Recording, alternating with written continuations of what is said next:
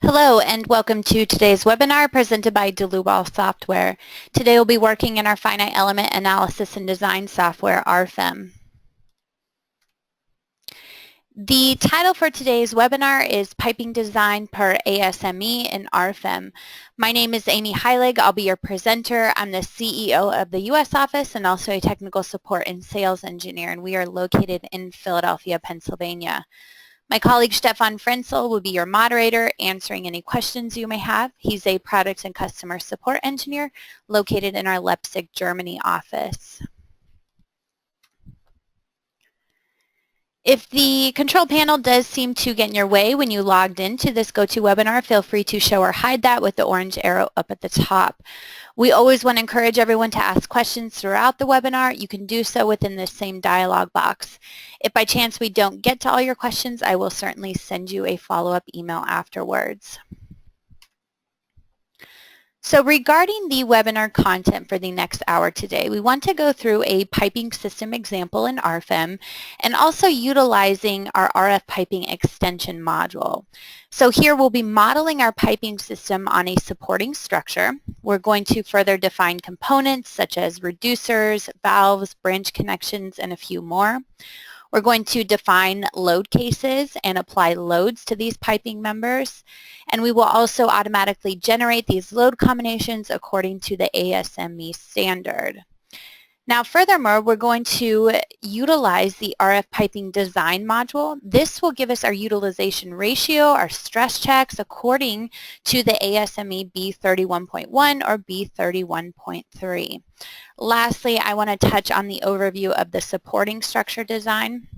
This will allow us to design of steel per AISC, for example, or ACI with some additional design modules. With that said, we can jump into our RFEM model. So we have here the supporting structure. For the sake of time, I already have this modeled. This was done completely in our main program here, RFEM. If I zoom in here, I've also added some rigid links to the top of my W shapes. And you'll notice that with these rigid links, if I double click on them, this is where our piping members are going to frame into the supporting structure. What I did was add in a member hinge to the rigid link here to release translation in the global X direction. So that will allow those pipes to kind of slide back and forth in that direction. I also released the moment. So I didn't want any moment transfer between our piping members and the supporting structure, so we can do so with the member hinge on our rigid links. Now, taking a look at the rest of the structure, these are just typical W shapes. We can use our project navigator over here on the left to view all of the input data. So for example, the cross-sections tree, we can see that the W8x35s are defined for most of our members within this pipe rack. We also have some diagonal vertical bracing, W4x13s.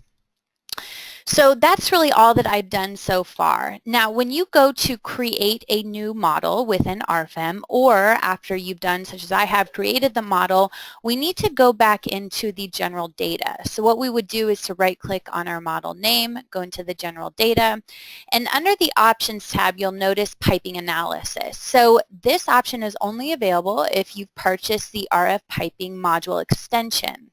So here we will check this checkbox, and under the details are some additional settings that we need to define. The first one is to define which standard we like to use. We have the ASME B31.1, 31.3, and recently added is the Eurocode. This option down below, this checkbox, is for welded forged T and welded in contour inserts.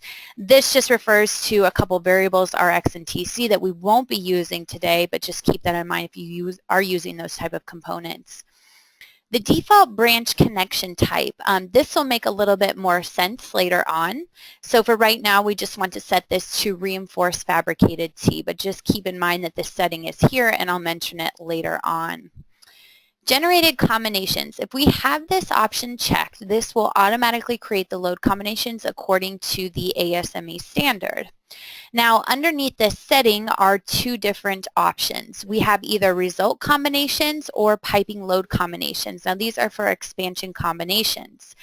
For now, I'm going to select the solve independently with piping load combinations. This is something else that I'll get into later on that'll make much more sense. Just keep in mind that result combinations, you cannot utilize nonlinearities. So material nonlinearities or geometric nonlinearities cannot accurately be taken into account with a result combination. That's one reason why we'll move forward today with solving independently with load combinations only. We can also incorporate hydrotest loads into our generated load combinations if we had the need for that. Under the internal pressure, we do want to take into account displacements due to pressure from the Bourdon effect. For this, we can account for elongation and straightening, which is what we'll choose today.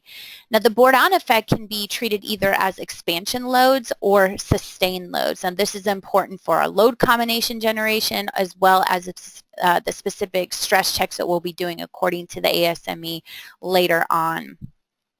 Material properties. This is automatically checked. So this uses temperature-dependent material properties. What's happening here, which we'll see when we define our material, is that actually as our materials are changing temperature, we can also change the stiffness of the materials. This is a material nonlinearity. So things like the modulus of elasticity will be dependent on the particular temperature within that material of our piping system. So very, very powerful in terms of material nonlinearities. So when I click OK out of these dialog boxes, you'll notice that I'm still within RFEM, but now I have some additional tools available to me for modeling piping systems. So we want to begin with today by drawing a new pipeline. So that's this first tool available in our new toolbar. For the pipeline description, we'll call this one main pipe 1, and we need to define a cross-section. So with the cross-section, we will go into our database and up pop several different manufacturers, standards. Now you'll notice that we have the ASME B31.1. We have NPS and DN. NPS is going to be related to imperial units. DN is going to be related to metric.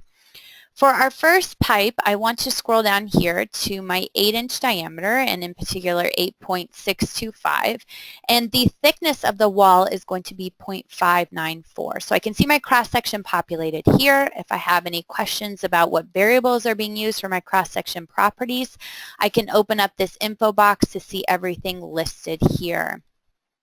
The material is also going to be defined within the same dialog box. So here we will open up our material database. Then over on the left we have some filters where we can filter down to the ASME B31.1. So these are all the materials listed in Appendix A within the ASME standard, which you can see it's quite complete. For today, we will just stick with the A53 grade A, and then here are all my material properties. So this is what I had mentioned previously, that as our temperatures are changing, so are our dependent properties such as modulus of elasticity, thermal expansion, allowable stress. So these will actually change with each iteration as long as the temperature continues to change as well. Now that we have fully defined our cross-section, our material, both of those are listed in that dialog box that we were previously in. Now the line mass here is nothing more than just the density of our material multiplied by the cross-sectional area of our pipe to give us our mass per unit length. The total line mass is correlated here just with the line mass that we've defined so far, but you'll see this begins to change as we define some additional parameters with these other tabs up here at the top. Design data. This is important because it is going to relate to our pipe wall thickness checks and pressure checks according to the ASME later on. So we want to initially give some design data here that we plan to design this pipe to. So for example, if we plan to use a pressure no greater than 500 psi, and maybe we plan to design around 85 degrees Fahrenheit, nothing too hot or extreme here. The second tab is the bend. You actually can create a different cross-section of the bend of the pipeline different from the straight pipe. This is important for things like thermal temperatures. They create much higher stresses at bend. So if we wanted to maybe change this cross-section to a thicker wall, we can do so. The rest of these parameters line up just to what we saw in the straight pipe tab. Layers. We can include layers such as insulation, plating, and lining. For today, we'll stick with applying an insulation. And what we'd want to do here is to define the weight of the insulation as 6.37 pounds per cubic foot, and as well as the thickness. So we'll add 2 inches of insulation to the inside of this particular cross section. We'll also add some plating. For this, the specific weight needs to be quite a bit higher at 497.2, just something that we're given from the manufacturer, and a thickness of 0.04 inches. Now you'll start to see this total line mass increase from what we saw with the first tab because we're accounting for the additional weight from the insulation and the plating. Stress analysis parameters, well, here you can see there's corrosion allowances, mill tolerances, manufacturing allowances, and welding factors. Again, this is important for when we're checking the pipe wall thickness checks according to the ASME. There are some default settings in here, but by all means, you have control to override those for both the straight pipe and the bend. Now I can click OK. So we're back to our original dialog box. So we define all the properties for our cross section. Now you'll also notice that we have bend available here. What this means is that as I begin to draw my pipeline back here in RFEM, I can actually automatically create the geometry for the bends. So right now we have it set to the long radius. The bend radius is set to 12 inches. We can change this to short and use 8 inches, or we can choose a user-defined radius here. The bend factors, these are calculated from the ASME. The flexibility factor has influence on the bending stiffness of the pipe bend.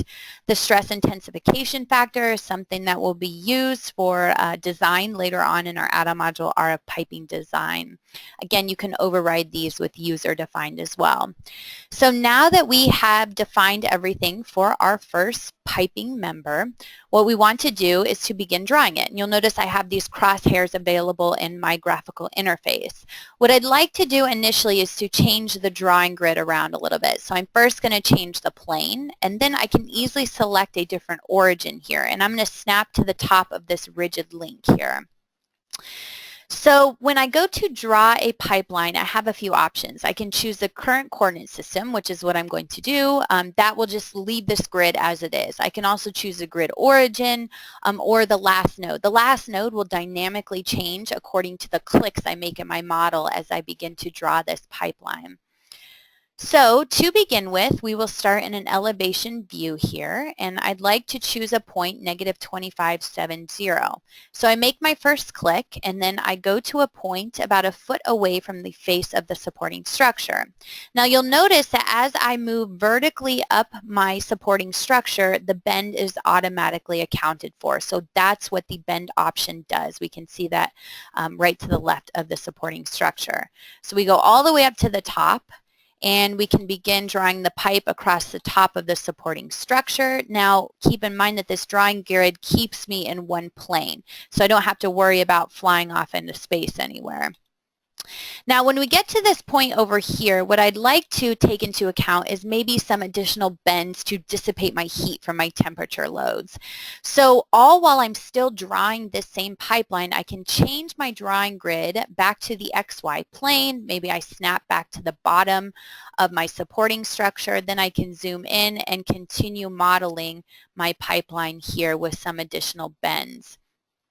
So once we are done with this, I will make my last final click here, and we'll snap to a point and right click to finish it. And now my piping is complete.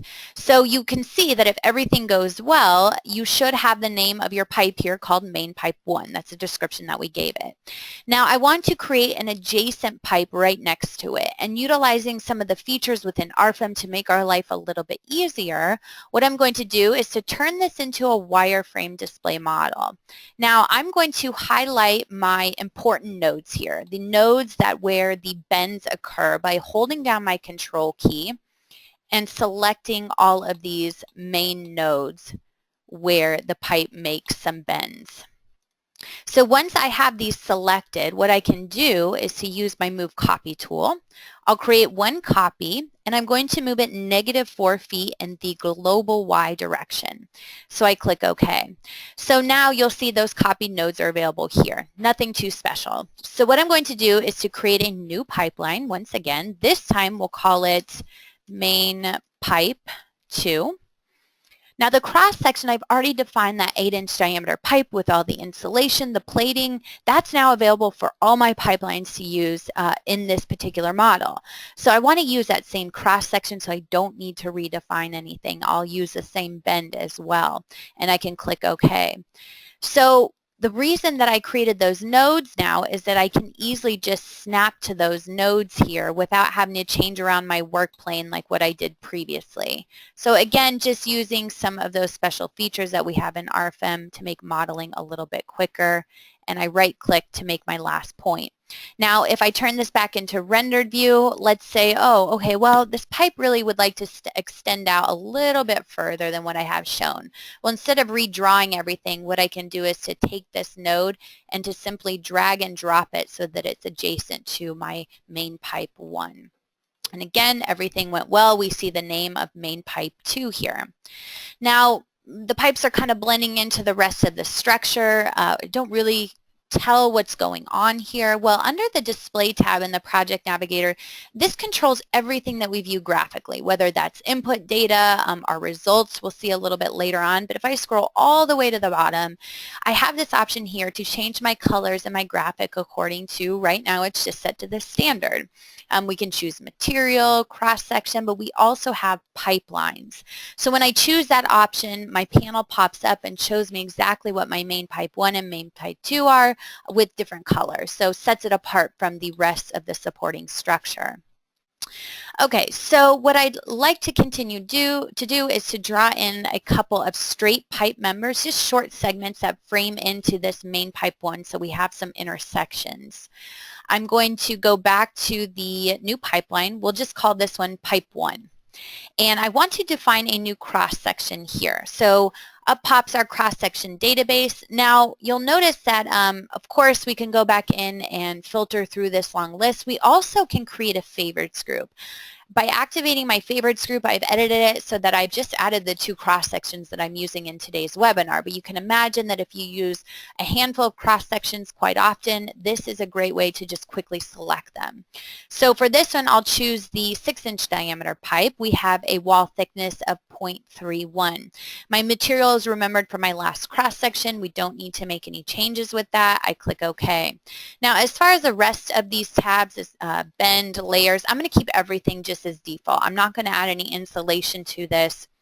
I will set the design pressure here to 585 degrees Fahrenheit and click OK. So I click OK once more, and I think easiest is to change this to my current coordinate system and to change this to wireframe view. So that way I can zoom in here, and my first point I'd like to choose is -1570. And then all I need to do is snap to a point which extends out. I right-click. That's my first pipe. Creating once more a new pipeline. We'll call this one pipe 2. I've defined that smaller section, so I always have that available in this particular model. I click OK. And then I can, again, change this to current coordinate system. That's what I prefer to work with. Here we'll choose -870 and snap to a point out here, right-click. Showing the rendered view, we now see those additional pipe sections shown here, and everything is colored differently so we can tell it apart. Okay, so now that I have modeled my pipelines, let's move on to the piping components. That was where the rest of these tools will come into play. So the first thing that we want to define is a new reducer. So when I click on new reducer, the program requires me to click on the pipe that I'm going to apply this reducer to. So I click on this first pipe section here. Now reducers are used to transition from a larger pipe to a smaller pipe or vice versa. So within this dialog box, the first thing that I need to define is which dimension to change, so towards which node. This is actually opposite of what I want to do right now. So what I'm going to do is click on my beginning node here. Now you'll notice that my reducer start, perhaps I can choose that smaller cross section that we've already defined, or you can create a new section. The reducer end is grayed out because this is going to transition into the pipe I already have defined. What I do need to define is where this reducer starts. So we'll start at about 48 inches from the start, and you'll notice this big red arrow pops up exactly on the pipe of where we're going to apply this reducer. The length can also be applied at 12 inches. Well, there's our second red arrow showing us where the reducer end is. You can also define an eccentricity here. Eccentricity would be useful if you want the bottom of the pipes to be flush. In our case, it doesn't matter, so we'll keep this as is. Again, the reducer factors can be overwritten here if you'd like to do so. Now, for a lot of these components, we do have a library. Unfortunately for these library, this is more relevant to Eurocodes and European manufacturers. This is something that we do plan to implement some U.S. manufacturers in the near future, but for now it's easy enough just to set this as user-defined. For flanges, this is where maybe we would weld flanges to our pipe and we bolt them together at this reducer location. Now, I'm not going to apply flanges, but we'll do this plenty more times with other components today, so that will be more clear in just a minute. And I click OK. Now, if we zoom in, we can automatically see that reducer applied here with the smaller pipe section on the left. Moving on down our list here, we have three options for valves. So we have a two-way valve, a three-way valve, and a four-way valve, and pretty self-explanatory. Two-way valve is going to be used for two pipes connecting together. A three-way valve would be an intersection of three pipes, and a four-way valve of four pipes. So starting off with our new valve, just two-way, we're going to move to the other side of our model, and in particular main pipe 2, we're going to select this pipe here. So up pops our dialog box for a new valve. Now again, we just want to specify where this begins, so we'll start at 12 inches from the member start, indicated by my red arrow here. The length will be 12 inches, and we have some parameters here that are automatically created, such as the multiplier of the insulation mass is set to 1.75. The multiplier of thickness is set to 3. So you can override those. That ultimately affects our mass here, or you can set a user-defined mass as well. The flanges. So this is where maybe I do want to apply some flanges. We're going to plan to weld those flanges to both the valve and the pipes and bolt them together. Well, for our flanges, we want to check the checkbox that those are both available. Our nodes are automatically generated here of where that flange is going to occur. And we can simply define the mass here of our flange as 16 pounds and maybe the nominal pressure is 232. Again, this is just information that we would get from a manufacturer. What's also nice is that I don't have to re-enter this information here, but yet I can just set to all. This will automatically populate the same flange settings for my other node. Now, additional mass tab here is useful for our hand wheel if we have an additional mass that we'd like to take into consideration, as well as the eccentricity away from the original flange. So something to keep in mind there. Now, once I click OK, then we can see here that flange is automatically created visually here and will be taken into account for stiffness, for analysis, and for design. So that makes sense for our two-way flange. Now, in a similar sense, we will apply a three-way flange. So for a three-way flange, instead of selecting a pipe, we have to select an intersection. So I select this first intersection here where we have pipe 1 framing into main pipe 1. The cross sections are automatically generated according to what we have modeled in RFEM, and we want to give it a length for all three piping components here, 12 inches. Again, our red X indicates where that occurs. Parameters, same thing that we saw within the two-way valve. We have a multiplier of insulation mass, multiplier of thickness. Our flanges here, we do want to create flanges at all locations. Again, this will be 16 pounds, 232 psi. Now, if I try and set this to all, you'll notice that nothing happens for my other two flange entries. The reason why is because we have a different cross-section defined here. The program will only automatically reassign the flanges to the same cross sections.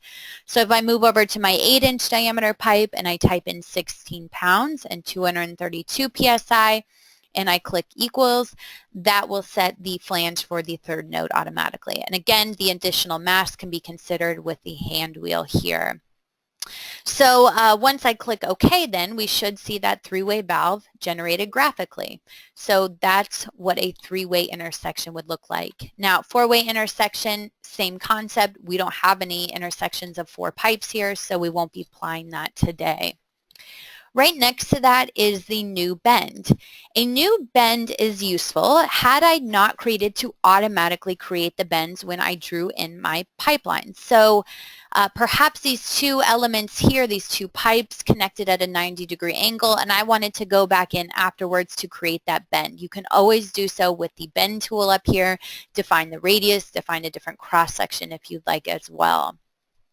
Next to that is a new flange. So this has nothing to do with some of these other components, but you can purely apply just a flange to any segment of a pipe. This might be useful if you have 2 extremely long pipes and you would like to add in a break there and they're bolted together with a flange. You can do so by adding in that flange. We also have a new blind flange. This would be able to lock nozzles and piping ends. So for example, we could add a blind flange here at one of our piping ends. A new T. So a new T would be an intersection of 3 pipes, such as what we see here with our pipe number 2. Nothing too fancy with this. We have the cross section defined with the run. The program automatically assumes that's our 8-inch pipe, and the branch is going to be the smaller 6-inch pipe.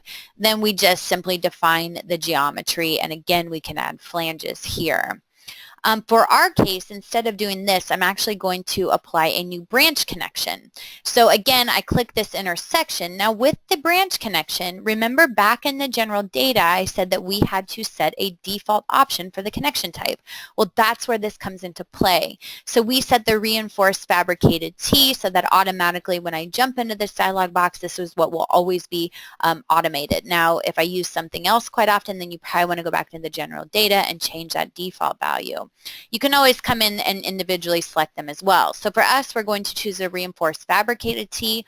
All of our cross-section dimensions and factors are automatically calculated here, but what we do need to define is the thickness of our reinforcing pad or saddle thickness. So this is important to just give the pipes some additional reinforcement here or thickness at maybe where we have some high stress locations.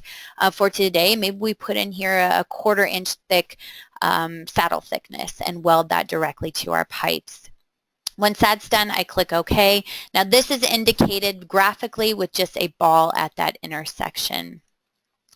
As far as the other 2 options here for axial expansion joints and angular expansion joints, I will get into that later after we do design.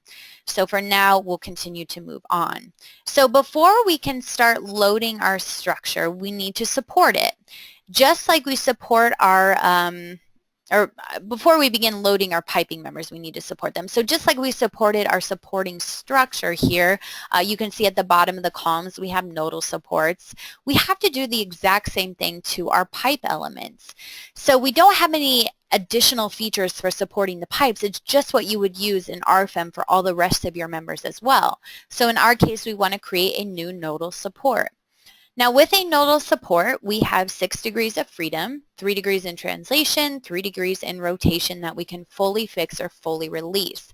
We also have a spring constant here. So if you have something that's not fully fixed, not fully released, but somewhere in the middle, you can define a spring constant and you'll have partial fixity.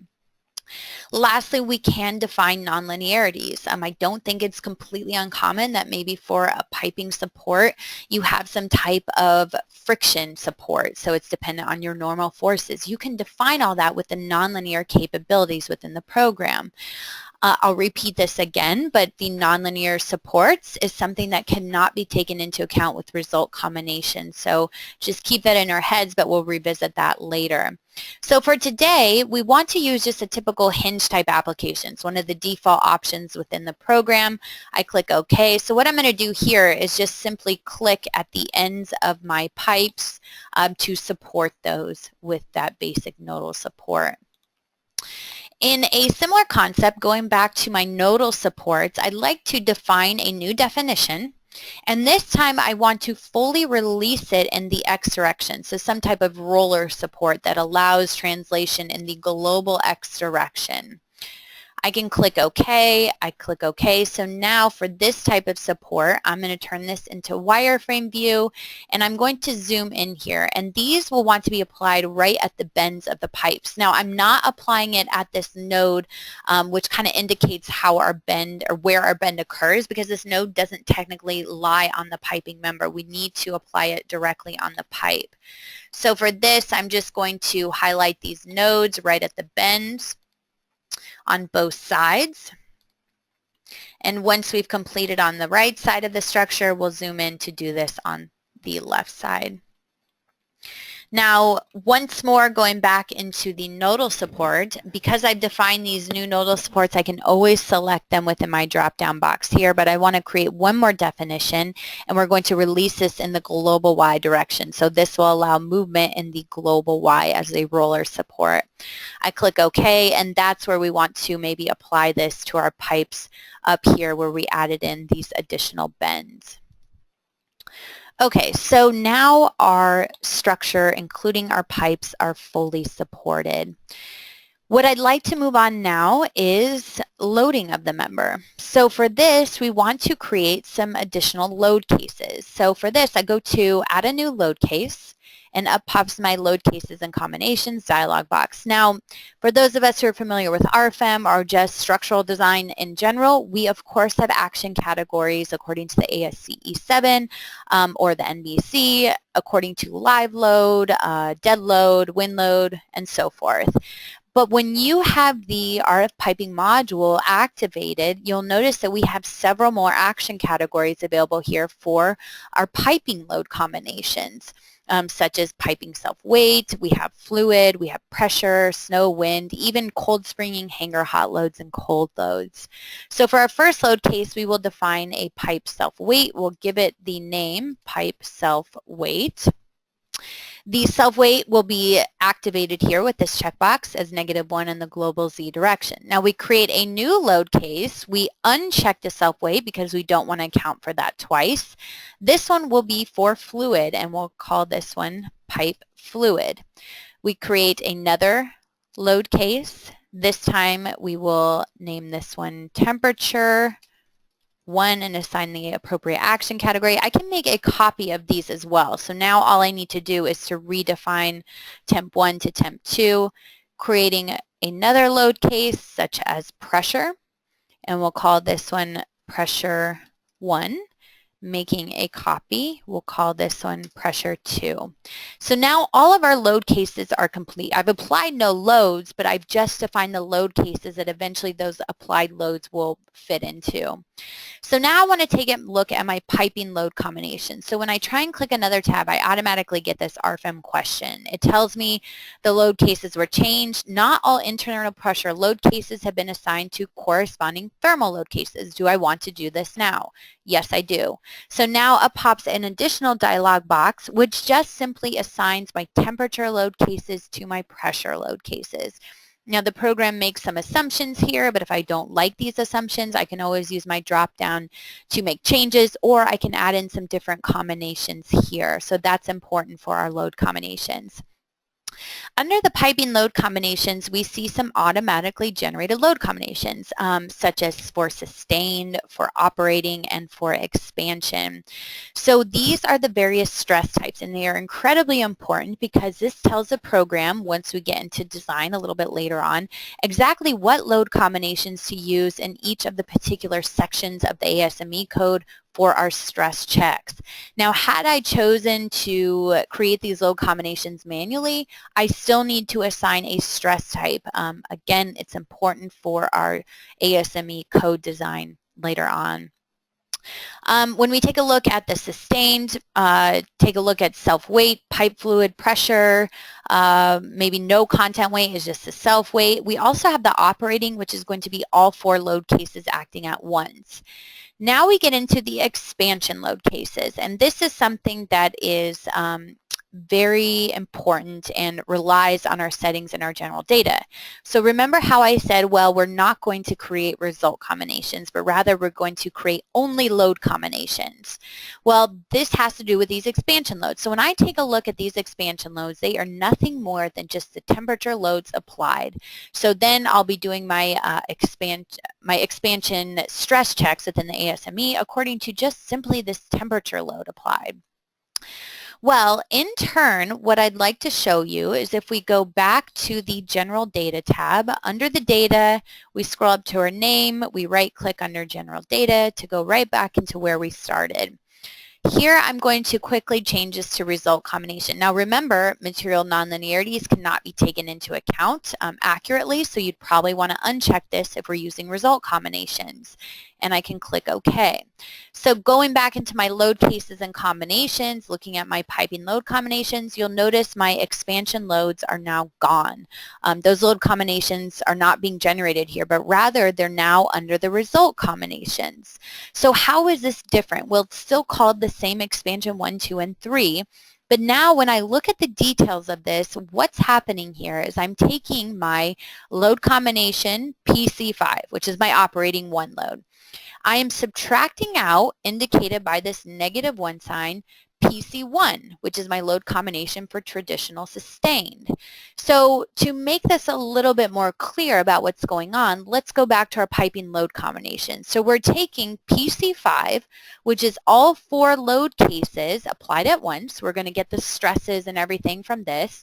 Then what we're going to do is we're going to subtract out the internal forces and in turn the stresses that are generated from this traditional sustained, which you'll see is all 3 load cases, but temperature is not included. So all we're left with is just the stress generated from the temperature.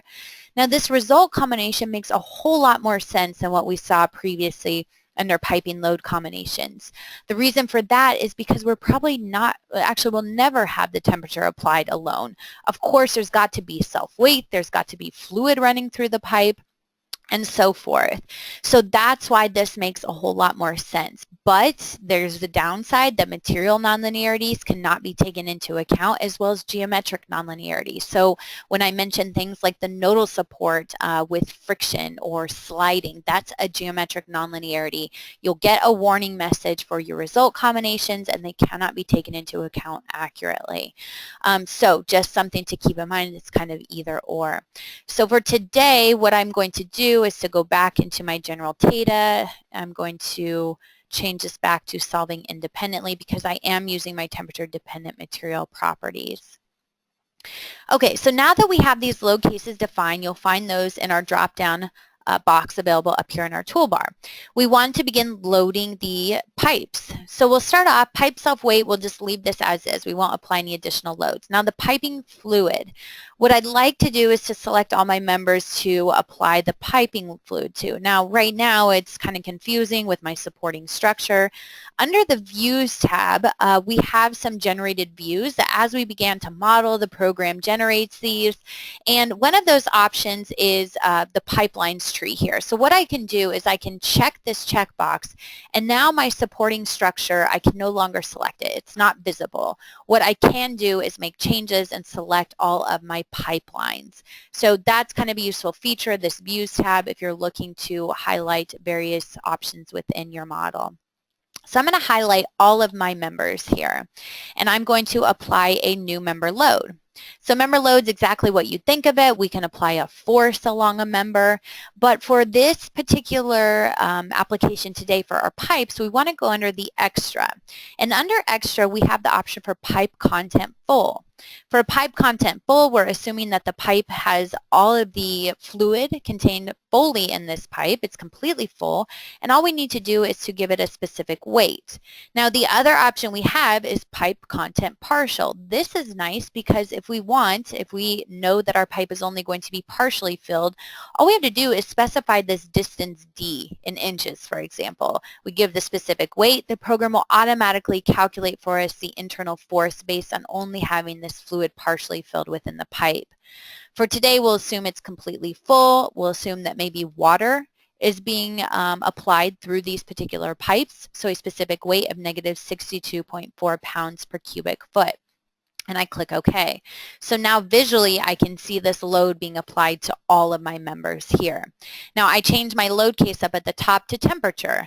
My members are still highlighted, so we will go back into our new member load here, and we will now apply a temperature. Here we just specify perhaps 65 degrees Fahrenheit. Nothing too special. I click OK. Graphically though, we can see this temperature load applied to all of our pipes. Moving on to temperature 2, same concept. All I'm going to do, program remembers my settings from last time, is change this to 85 degrees. Again, nothing too extreme with our temperatures for this example today. Pressure, again, member load. Under the extra, we have the option for pipe internal pressure. So here you can see an outward force will be acting from the interior of our pipe, and we again just need to simply define a magnitude. So this first pressure will be 145 psi. I click OK. Just like what we saw before, I can now see that 145 psi applied to all of my members. Lastly, one more load for pressure 2, just changing the magnitude here to 218 psi, and I click OK. So now these loads are done, but what's nice is that not only can I scroll through my load cases, but maybe I'd like to take a look at some of my load combinations. For example, operating. This is with all 4 load cases acting at once. So I can see those loads stacked on top of one another and exactly how they're going to be applied visually to my particular members. Okay, so now we're ready to run a design for the ASME. We've fully loaded this structure. We fully supported it. We've added in all of our piping components. Everything looks to be good. So now what we'd like to move on to is back under our Data tab. You can see here is our long list of add-on modules, and in particular we would like to be in the RF piping design. Now any one of these modules you can right click and choose it to be your favorite to move it up to the top of the list. So we're going to launch RF piping design, design a piping. Now this is just a simple dialog box. Those of us familiar with RFEM, this module looks like all the rest of them. So what we would like to first define here is the pipelines to design. So I can simply select my all checkbox. So now we'll design pipes 1 through 4. Now the standard can also be selected not here but back in the general data tab. So this is a little bit different than some of our add-on modules. That standard has to be generated within the general data. We did select B31.1. I'm going to move all of my load combinations to be considered for piping design. So you can see here my sustain and my expansion loads are going to be utilized appropriately within the ASME. Now moving on down the list, I have my materials. This is my A53 brought in from RFEM. I don't have to redefine that. What's further defined though are just some of those material properties if I'm curious to see those again. Cross-section, same concept. Those are brought in directly from RFEM. I don't need to do anything further with these here. Here are my cross-section properties given to me again. Now, you'll notice that I actually have results available even before I've run a calculation within the program. So this is checking our wall thickness and our pressure, doing a couple checks from the ASME. All again without running a calculation. So how is this possible? Well, for this, I want to actually jump back to the PowerPoint. And this section within our RFEM add-on module is called Internal Pressure Analysis. It refers to the ASME B31.1, section 104.1.4. This allows us to check the minimum wall thickness for pressure and temperature. So that's what these equations are given within the standard equations 11 and 12 at this section. Now there's 2 equations here. So we have some variables that we're looking at. Now the first variable P is going to be referred back. Remember when we created our cross section and I said, well, let's give a design pressure here. So this is what I'm telling the program, okay, I plan to design this pipe for 500 psi or less. That value, this design pressure, is going to be utilized within these equations P. Now we also have some other variables, capital D sub naught, that's going to be our outer diameter, and then we have smaller d, which is going to be interior diameter. So that's why there's 2 separate equations here. We also have SE, which just refers to the max allowable stress based on our material for our particular pipe. We have a couple other variables, W and Y, which is the weld strength reduction factor and the coefficient directly from the standard. Both of those are dependent on temperature. So again, this is why we defined a design temperature, because these coefficients may change as well as some other parameters depending on what our design temperature is. Now A is going to be additional thickness requirements. That refers back to corrosion, to threading, to mill tolerances. So then we'll add in here any additional requirements to finally give you a minimum thickness that must be met for that particular cross section. The code right below this gives a couple other equations for max design pressure. Now, this is absolutely no different than these equations here. They're just manipulated so that we're solving for P. And the reason for this is that maybe we have an existing cross-section, or maybe we're absolutely confined to use one particular cross-section with one particular pipe wall thickness. Well, now we can put in that set thickness into these equations, and now we have a max design pressure. So we cannot exceed this max design pressure, which will double check that to what you have entered in here for your cross-section parameters. So those checks are kind of going on here within RFEM, our add-on module, before even running the calculation. You'll notice here I have both my 8-inch section and my 6-inch section. We will check it for both the straight pipe and the bends, because there are different checks for bends as well. We give you the code references. So here you can see the wall thickness check. We have a ratio for that. We also have our design pressure check. So we will check both of them for you before running that calculation.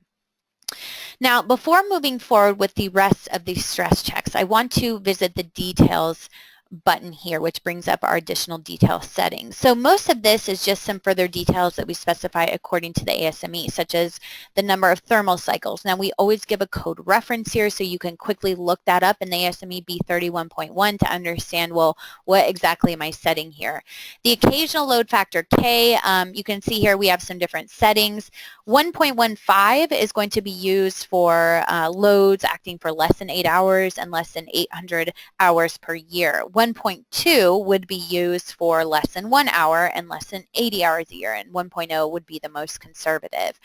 We use 1.15. Corrosion allowances, we have two options with this. So those corrosion mill mechanical allowances can either be applied to the stress calculations according to the standard, so whatever the ASME tells us to apply it to, or to all stress calculations, which, as the program tells us here, this is a more conservative approach. Couple more stress options. Again, we can just refer directly to the standard to take a look at these. We'll leave them as default.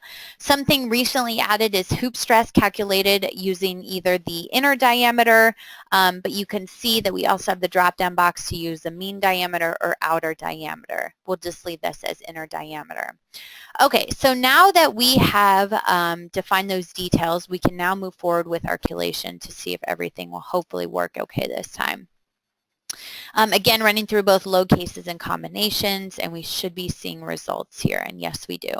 Okay, so now we get our results available a little bit more extensive than what we saw before. So we can view the design by load combination. So here's our sustained, here's our expansion. We can view design by cross-section. Here's our 8-inch, here's our 6-inch pipe. Design by pipeline, we should have 4 different pipelines here. We can view design by each individual member if we'd like to, or even design by X location for a very long list and detail of what's going on. Maybe moving back to my design by member, you'll notice that as I scroll through this table, if I drag it down here, in the background, the RFEM graphics are synced up to my table.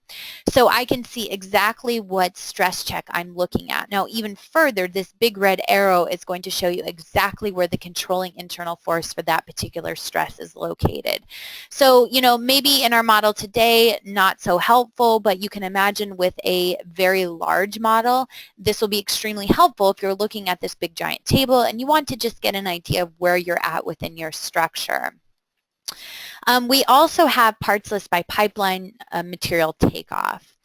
So when we go back to design by load combination, you'll notice here we have some red numbers, and I have a big red sad face because I am above 1.0.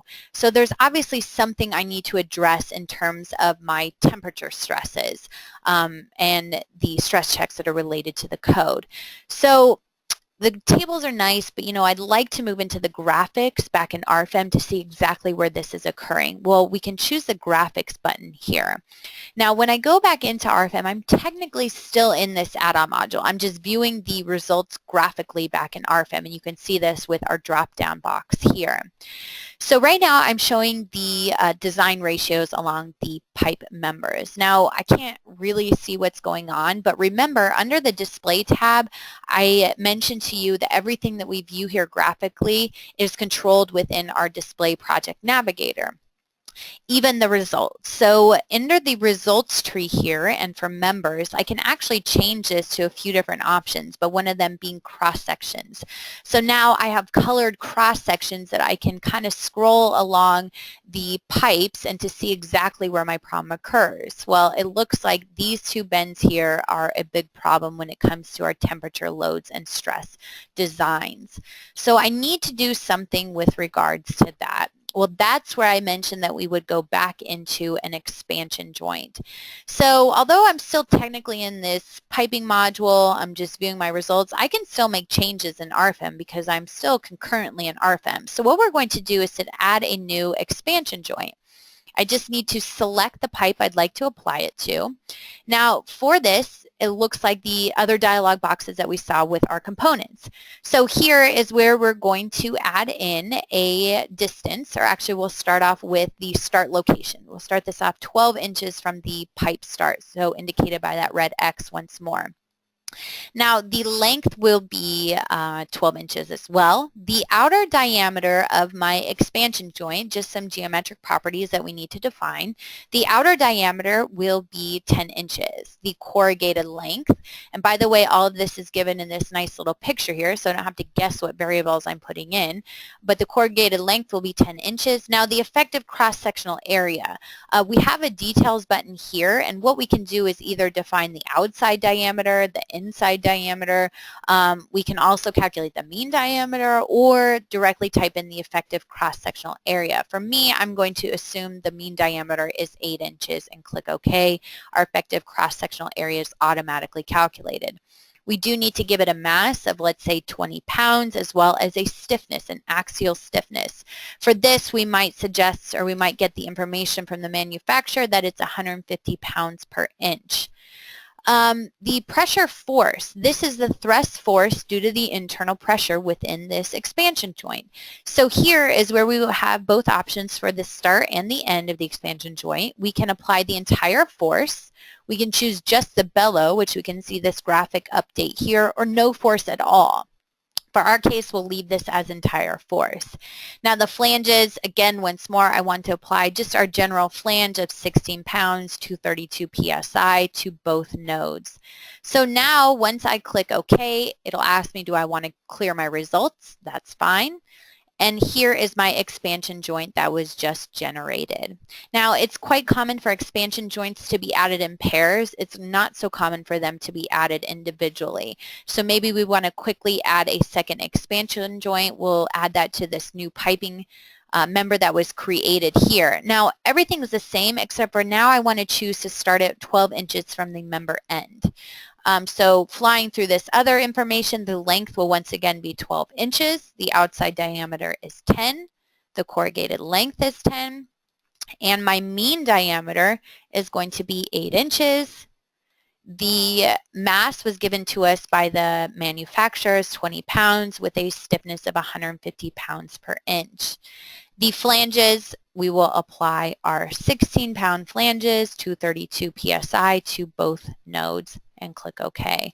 So now we have our second expansion joint added here.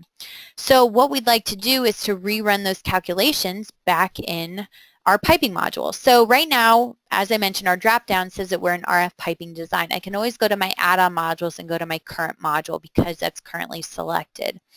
So we'll rerun our calculation here. And again, this is cycling through the load cases combinations, now with those expansion joints added. So now we can see here that the overall code check was decreased significantly. So by adding in those expansion joints, we've now decreased the stresses in those bends. Keep in mind, if I make any changes to the cross-section or the design pressure temperatures of my cross-sections, I probably want to go back and double check this internal pressure analysis to make sure that everything is checked for here. These are two separate checks. One additional thing I want to point out that I think is really strong with our program versus others is that you'll notice for all of these checks, we give you all these code references along with the variables. So for example, if we're looking at one of these expansion checks, you can see in our additional information down here, we have all of the variables that went into play along with the code references for those variables and how they're calculated. Remember stress intensification factors, things like that. The design formula is even given down here according to section 104.8.3 equation 17. We can even expand some of these trees here to get our design internal forces, cross-section properties. So we want to be very, very clear to you as a user where your numbers are coming from rather than being a black box. You can always export all this design information back into Microsoft Excel for further sorting as well. So pretty powerful in terms of our data output. So now we are done with the piping design. The last couple things I want to touch on, number one, is the design of our supporting structure here. So the supporting structure, we can further add in loads. Remember I mentioned that we have dead loads, live loads, snow loads. We can add all those loads to our supporting steel members here, create load combinations, and we can go into one of our add-on modules called RF Steel AISC. Now this add-on module looks identical to what we were just using with the piping members too. So again, once you learn one module, a lot of the modules are set up the same. So then we can design according to the AISC 2016 standard if we choose to do so. Point being that you can design both the supporting structure and the piping members all within one model, so you can take into account that interaction. So I do have further webinars that go into much more detail on only steel design, for example, and you can find those on our YouTube channel or on our website, so I won't have time to get into that today. Now, lastly, I want to touch on our printout report. So let's assume, for example, we have these loads, remember, that we've applied to our piping members, and we'd like to quickly add a picture of this to our printout report. We're ready, we've done the design, we're ready to submit these for review. Well, we have this nice feature up here to print a graphic. Now, typically with print a graphic, you would have to individually change your load case, print it off, come back in RFEM, change it, print, and so forth. We have this option called mass print. Under mass print, the program has already populated what I'm currently looking at, assuming that I'm wanting to print off this. Now with mass print, what I can do is to select to print off all load cases and combinations. So I'm going to get a view of all those different loads printed off at once. I'm going to use 50% of the page height. That's great. I click OK. Now the program's saying, okay, well, you haven't created a printout report yet, so let's set up a template. So I click OK with that. Now the program will automatically jump into an additional application here that shows our printout report. So with the printout report, we have our table of contents over here on the left, and there are our pictures that we just printed off. They're allocated into the correct location, so they're automatically put into this section loads, and now I can scroll down through. I can see my pipe fluid added here along with my table, temperature 1, temperature 2, and so forth. And if I ever decide, I don't really love, the view of this particular picture, I can always right-click to edit it. And maybe I want to zoom in here to just this section that I'm most concerned with. I click back. Now this printout report, and in particular that picture, will automatically be updated to show that new view.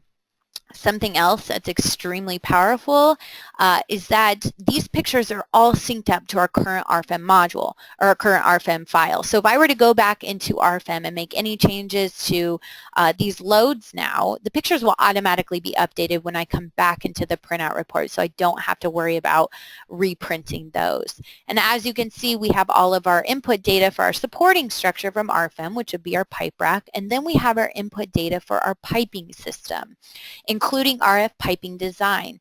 So if we scroll down here to RF piping design, remember I had shared with you, oh, well, we give you all the code references, all the variables, all the design internal forces.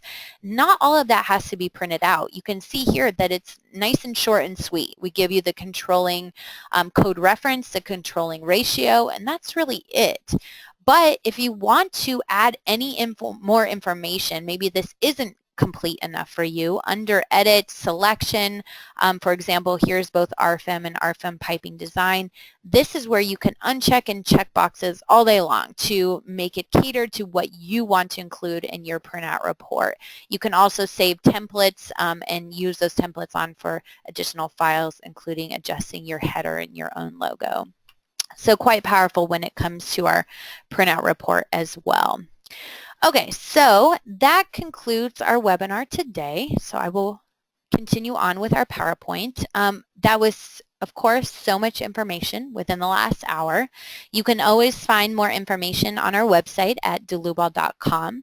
We have many social media sites that will be helpful as well. In particular, I mentioned our YouTube channel. This has all of our previously recorded webinars, such as this one, available for you to watch for free as well. Now, our email for our Philadelphia office is info-us@dlubal.com. Our phone number is 267-702-2815 if you have any questions or comments about today's webinar, or anything else for that matter.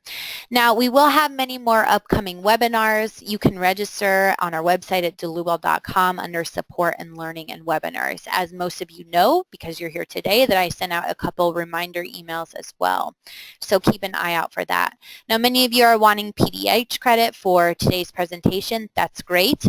I just ask that you please send me a request through email to info@dlubal.com.